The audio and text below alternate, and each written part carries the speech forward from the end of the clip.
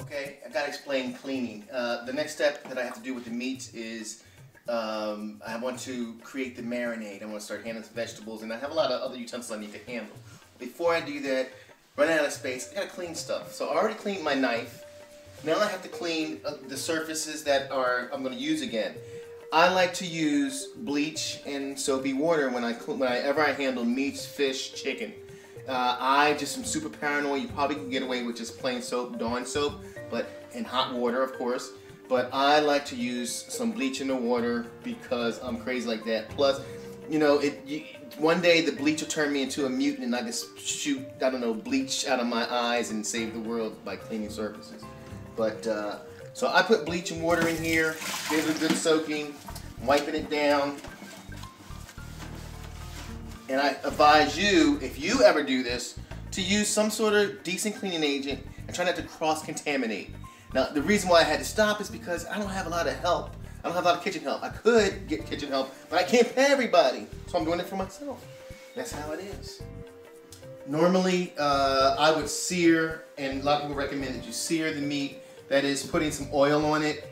I put oil on both sides and put it in a hot oiled pan, and it smokes both sides up and it seals the juices in.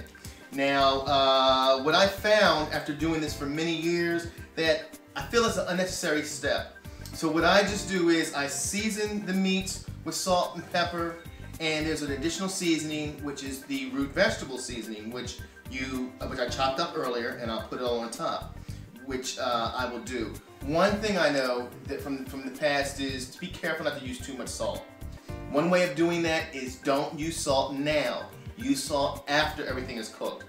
Because salt, you can add it at any moment. But if you put too much in, man, you just wasted a lot of beef. That's too much beef to waste.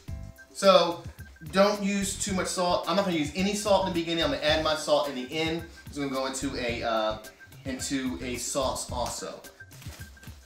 Now here we have all of those root vegetables. Again, it's carrots, celery, onions that I already pre-cut, chopped up, and this is actually a marinade that's going to go into the braise. It's going to become part of the braising liquid. You could really do a braise with just red wine and some water, salt, and pepper, garlic, but I like to go crazy because these flavors are awesome. You start wanting to punch somebody, most likely yourself because you didn't know you could do it. But once you know you can do it, you might start punching everybody else. Not for real, but if you give them a piece, they'll be like, dang, this is good. You know, it just starts happening and you don't know which direction to go in and somebody's got a black eye. Several ways you can do this. I'm gonna show you one way. Got two pans. I'm going with the one way. Take some of your vegetables. Get some of that. Make a little bed. Make sure it has a pillow. No pillow, just kidding. Put the vegetables, bottom of the pan. The meat goes on. Stuff it in the pan as much as you can. Didn't mean to rhyme, but it's not a crime. It's corny. That's not corny beef.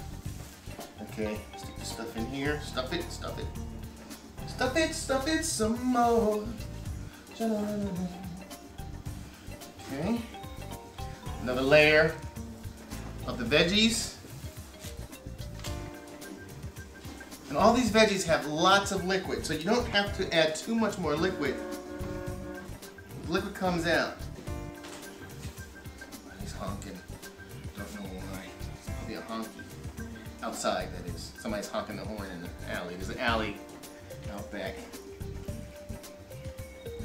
Okay. There we go. See, now I'm laying the beef, and this is why we can't have too much fat. You fat head. Your head is a fat head. Here's all the fat. We're gonna head it over to the braising pans. Gloves, right?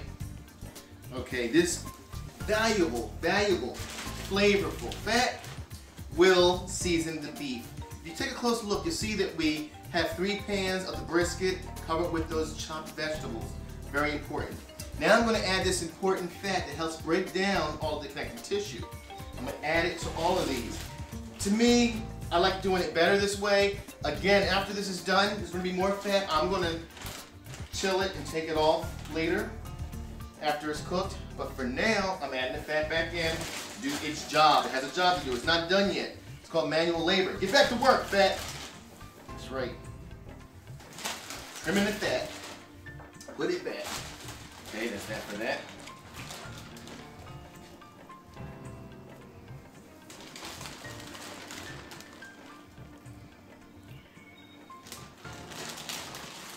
It's perfect size. There are liquids in the fat. Some moisture, water instead of just oil, but it's a lot of fat. Can I say fat enough? But those liquids we need to break down the connective tissue. Now, I am going to take this over to the sink and we're going to add liquid into it. Okay? Follow me. That's what I said. Here we're at the sink and we're going to add water to the dish. Again, we want to bring the water, the meat is actually right about here. The fat is right there. All that fat will melt down, but I want to add a little bit of water to it. It's going to be watery, but don't worry, that water plays a very important part instead of those vegetables, and salt later, but I don't want to salt now. So adding water, and we're going to add orange juice. But because I have this swivel sink and this pan can get really heavy, if you have a small pan at home, you can do it in a small pan. Don't get stuck in a box. Think outside the box. You can put it in a small pan, you can put it in a glass container, you can use smaller bits of brisket. But I'm using the big bad boy because I'm serving about 50 people a Seder dinner. But here we go. A little bit of water, I'm going to turn that down to a little trickle. Add some water in there. In the meantime, we can think about, I don't know, what's happening on TV, what shows are coming on, because it's not quite filled up where it needs to be yet. I don't know what shows come on tonight. I missed Shark Tank, but I think we're almost there. Just double check. Take a look at this. Can you see this? The water is right there on this one side. So don't forget that I'm going to tilt it so gravity can do its job, make the water go all the way through. Okay, that's what's happening. And the water is just about level there. I'm going to add a little bit more water. Added the orange zest.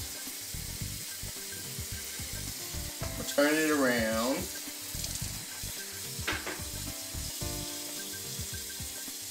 And that's it. That'll do me. I'm going to add a little bit of orange juice to add some more of the acids to help break this down. And for now, that's all I need, because all of this extra liquid is going to make a fine broth. A lot of times people get rid of it, but if you save this broth, it is the beginning of your sauce. You can make a dynamite sauce. You can go any way you want. Even the vegetables. Sometimes people throw away the vegetables. I don't. Those vegetables are crazy good when it's done.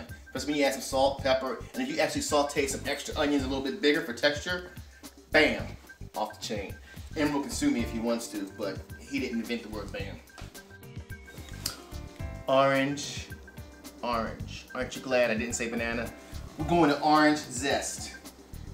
One important ingredient, orange zest and the peels of different citrus fruit add a great burst of flavor. And even though it's not a sunburst, starburst, you can add a great burst of flavor. Zest is simply taking a tool like this, scrapes the outside of the fruit, and adds all of those oils that are in the skin. Underneath the oils of the skin is a bitterness, but these oils that go right into it, it adds an essence of the orange that's unmatchable, unless you're using another orange, or a lime, or a lemon. In this case, we're using orange. It goes with this brisket wonderfully. So you simply take the fruit, scrape it, something like this, and get these little fine curls, these laces of orange, and those things add a wallop. Now, controversially, people say with recipes, add it here, add it there. I say add it wherever you care to add it. If you forgot it, add it later. If you forgot it, so what? But it does help to add it, definitely. Say I might add it sometimes in the sauce also, or maybe some orange juice. I will be using orange juice to moisten the meat, but for now I'm going to orange zest.